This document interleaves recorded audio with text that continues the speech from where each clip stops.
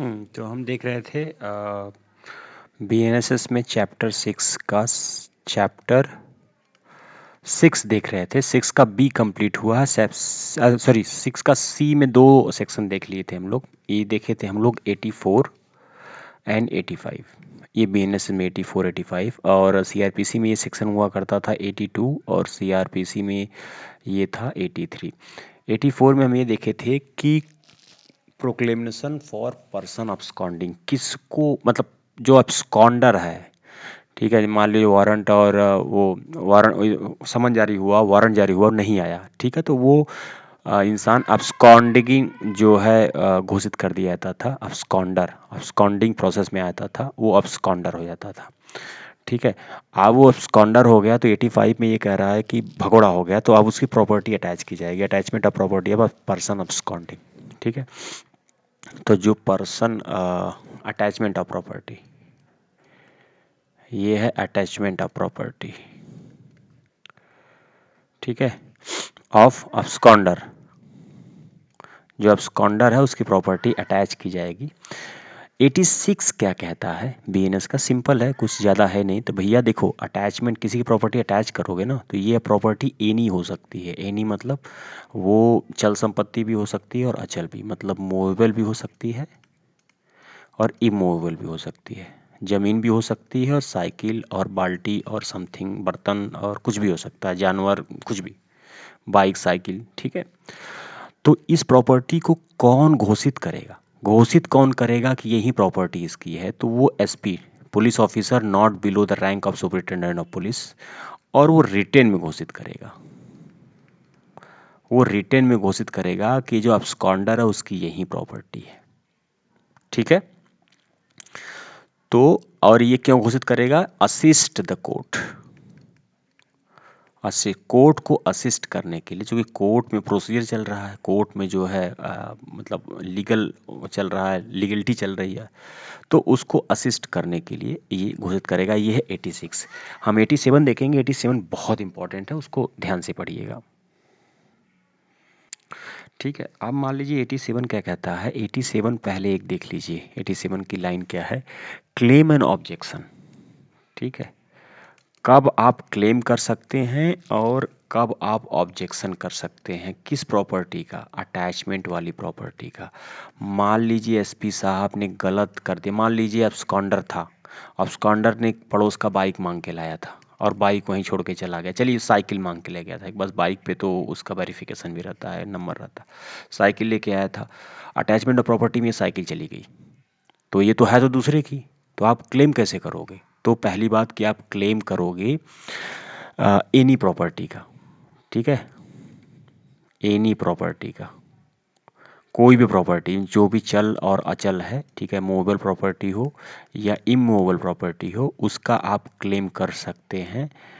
कब क्लेम कर सकते हैं? देखिए 6 मंथ के अंदर में, मतलब अगर 1 जुलाई 2024 को अटैचमेंट हुआ है तो इसका लास्ट क्लेम डेट होगी 31 दिसंबर 2024। इसके अंदर में ही आपको आके क्लेम करना होगा कि भैया ये साइकिल मेरी है, आप इसको मुझे दे दो, ठीक है। 6 मंथ। और आपको ये interest not liable to such attachment under 85, उसको आपको बताना होगा कि ये जो आप अटैच करके ले आए हो ना, ये interest not liable to such attachment, जो इंटरेस्ट है ये आपके 85 के अनुरूप नहीं है, ये हमारा है, ये मेरा है, ये इंटरेस्ट इसमें मेरा है। आपका इंटरेस्ट जो 85 में अटैचमेंट किए हुई आपका नहीं है, ये मुझे दे दो आप, ठीक है। और कोर्ट इंक्वायरी, कोर्ट उसकी इंक्वायरी करेगी आपके क्लेम की। अच्छा, सबसे बड़ी बात है कि जिस कोर्ट ने अटैच किया है आप उसी कोर्ट में ये क्लेम देंगे, ठीक है। ये सब क्लॉज 3 कहता है, objection shall be inquiry in same court. जिस कोर्ट ने अटैच किया है उस प्रॉपर्टी का आप सेम कोर्ट में वो क्लेम देंगे, और कोर्ट उसको अलाउ भी कर सकती है और डिसअलाउ कर सकती है। तो अलाउ करेगी तो क्या होगा, डिसअलाउ करेगी तो क्या होगा, उसको हम देखते हैं,